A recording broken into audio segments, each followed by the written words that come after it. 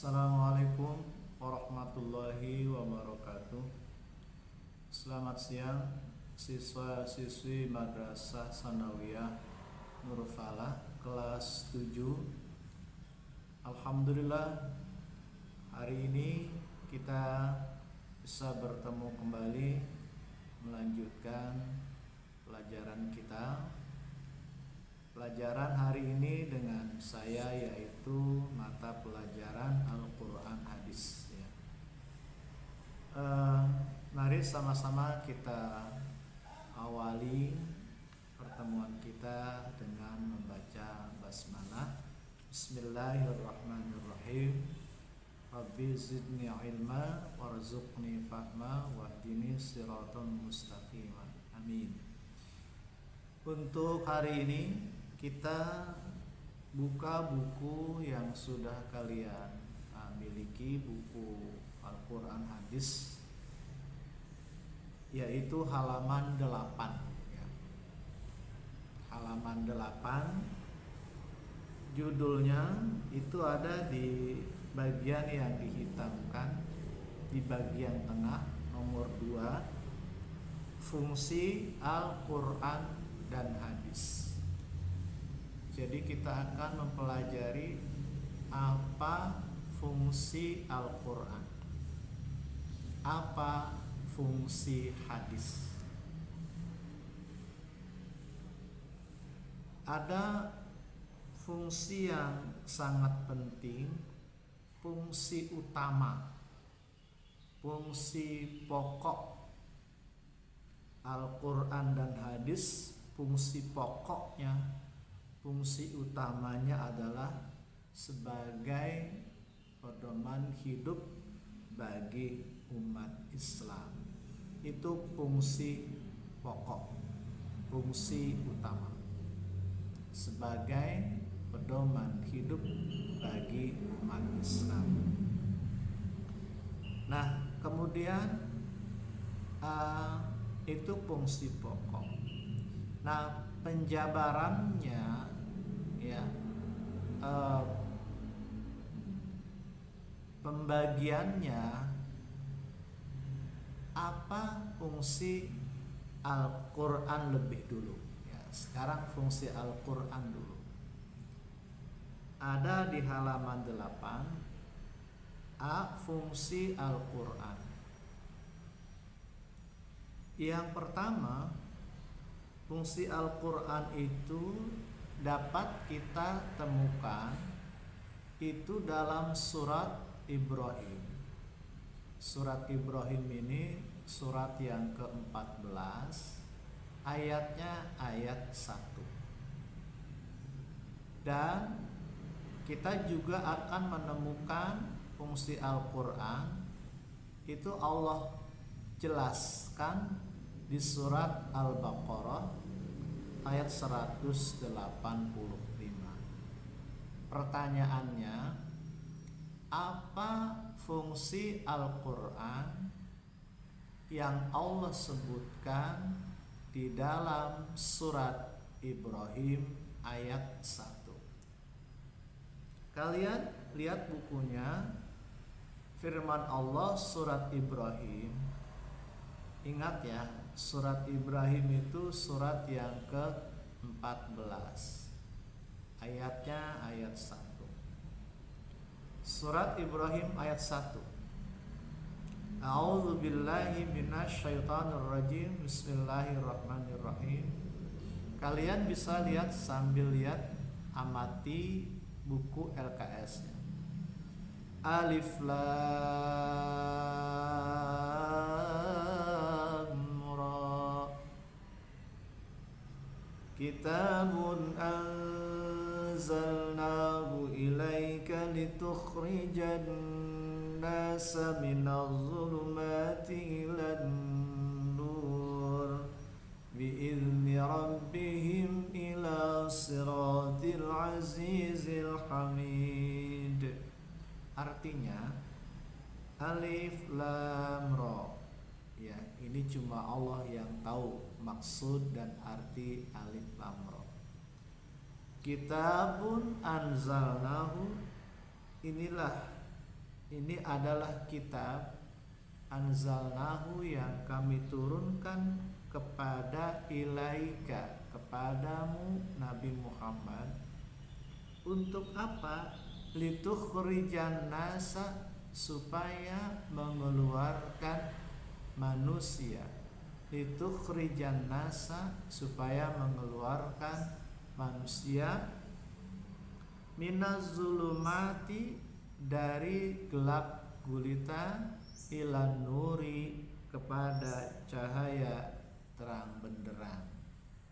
Ilan nuri, kepada cahaya yang terang benderang, biidni rabbihim, dengan izin Tuhan mereka. Kemudian ila sirati, menuju jalan Tuhan yang maha, ila siratil azizil hamid, menuju jalan Tuhan yang maha perkasa. Aziz yang maha perkasa, hamid lagi maha terpuji. Pertanyaannya belum terjawab. Apa fungsi Al-Quran yang Allah sebutkan di dalam surat Ibrahim ayat 1? Lihat halaman 9-nya, paling atas setelah terjemah. Jadi fungsi Al-Quran dari surat Ibrahim ayat 1 tadi, yaitu adalah untuk mengeluarkan manusia dari kegelapan menuju jalan terang. Mengeluarkan manusia dari kegelapan menuju jalan terang.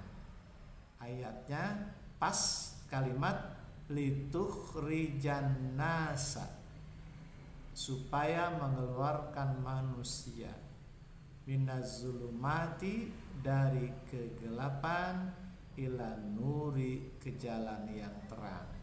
Itu fungsi Al-Quran yang Allah sebutkan di dalam surat Ibrahim ayat 1, yaitu litukhrijan nasa, untuk mengeluarkan manusia, minazulumati, dari kegelapan, ilan nuri, kepada jalan yang terang.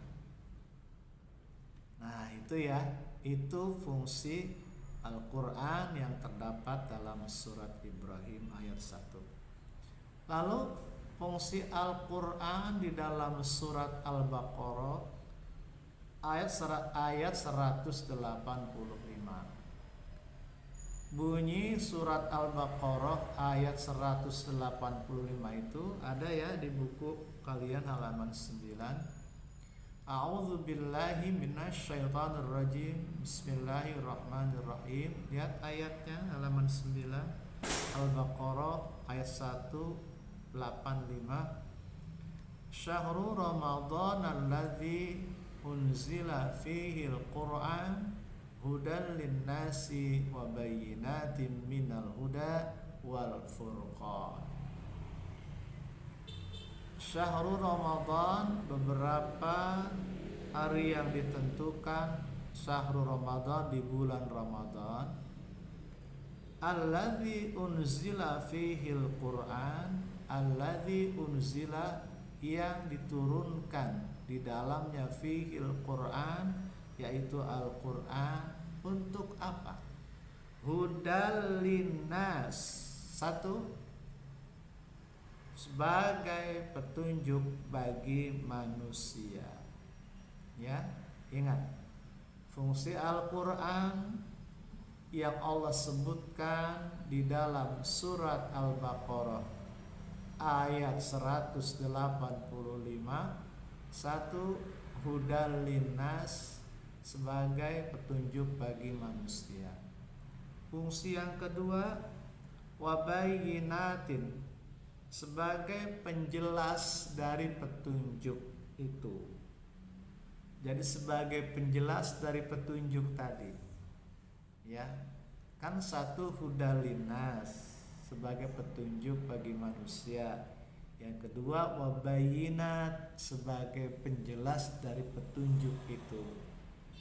Itu fungsi Al-Quran yang kedua. Fungsi Al-Quran yang ketiga, lihat ayatnya, wabayinat minal huda wal furqan. Fungsi yang ketiga di dalam surat Al-Baqarah ayat 185 ini yaitu wal furqan. Fungsinya sebagai pembeda antara yang benar dan yang salah. Furqan itu pembeda antara yang benar dan yang salah. Itu maksud Al-Furqan. Jadi berdasarkan dari ayat 185 surat Al-Baqarah, maka fungsi Al-Quran ada 3. Yang pertama, hudal linnas sebagai petunjuk bagi manusia. Kemudian wabayyinatin minal huda sebagai penjelas dari petunjuk itu. Fungsi yang ketiga, wal furqan, yaitu sebagai pembeda antara yang hak atau benar dan yang salah. Sebagai pembeda antara yang benar dan yang salah. Furqan, pembeda. Itu fungsi Al-Quran yang Allah sebutkan di dalam surat Al-Baqarah ayat 185. Kemudian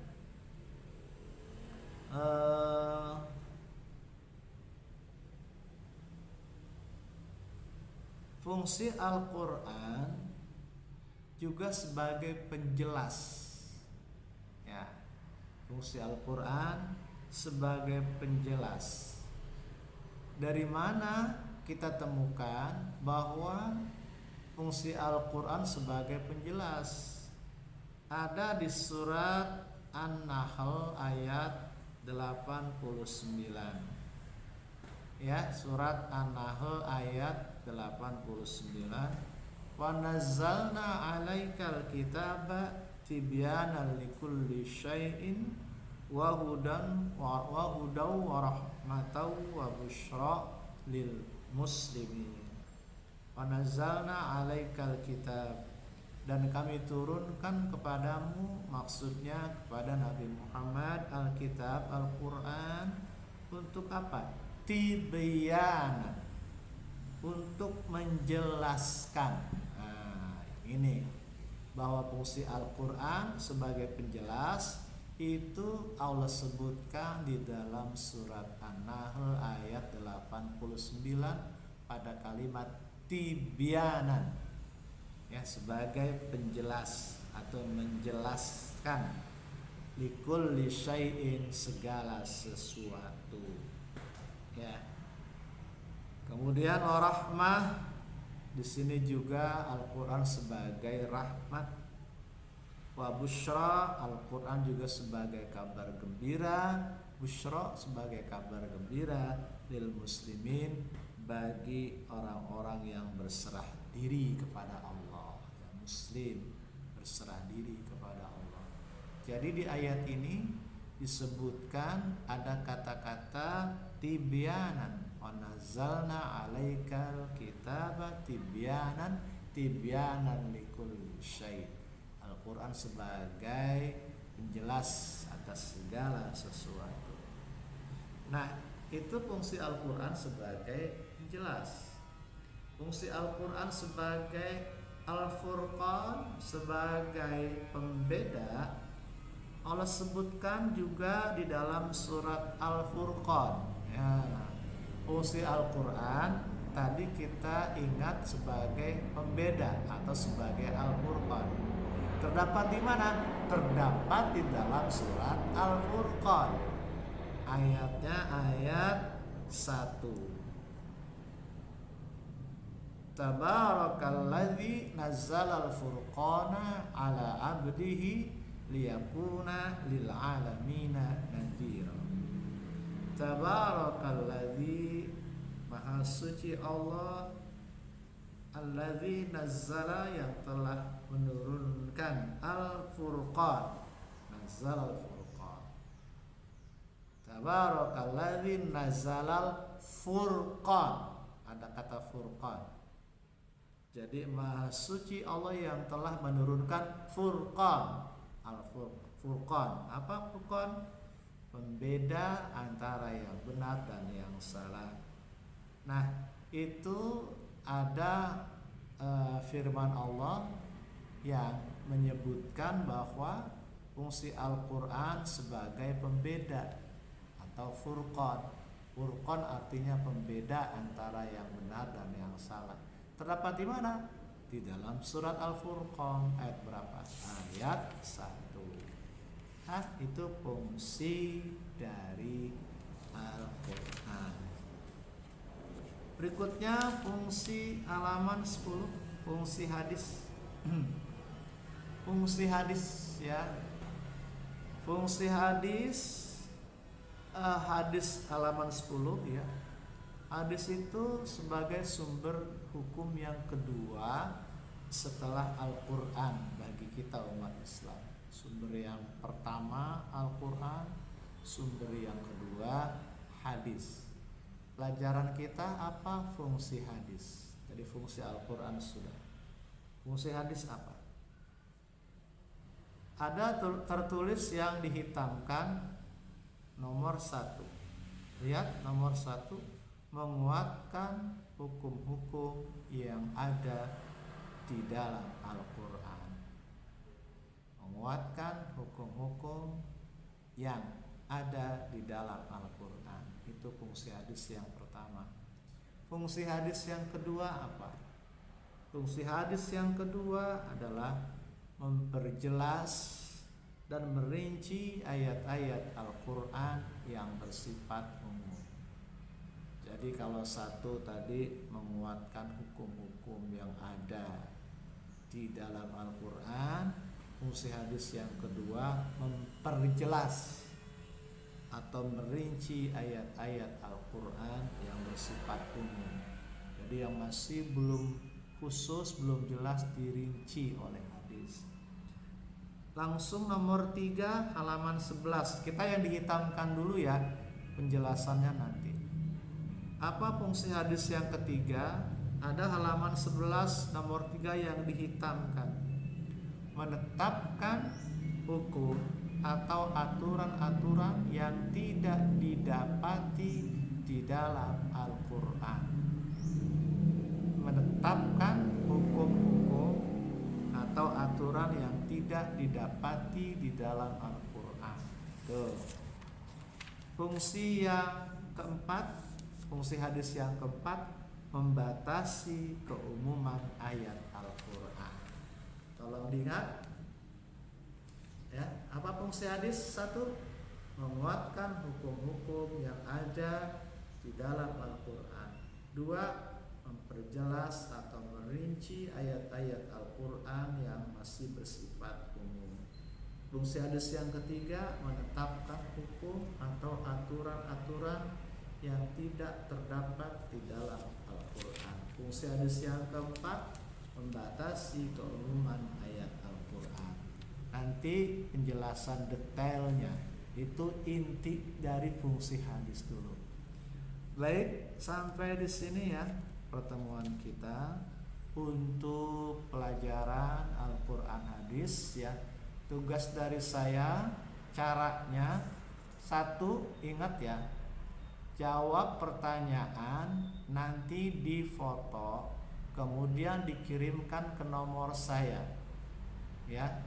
Nomor saya 0812 1891 560 ya. Nanti dipoto. Apa tugasnya? Yang pertama, apa fungsi Al-Quran? Yang kedua, apa fungsi hadis? Itu tugas dari saya. Difoto, kemudian dikirimkan ke nomor saya yang sudah saya sebutkan tadi ya. Apa fungsi Al-Quran? Sebutkan. Apa fungsi hadis? Sebutkan. Ingat, difoto, dikirimkan ke nomor HP saya 0812-1891560. Saya tunggu ya. Saya tunggu sampai nanti malam. Sampai nanti malam ya, saya tunggu tugasnya. Terima kasih. Wassalamualaikum warahmatullahi wabarakatuh.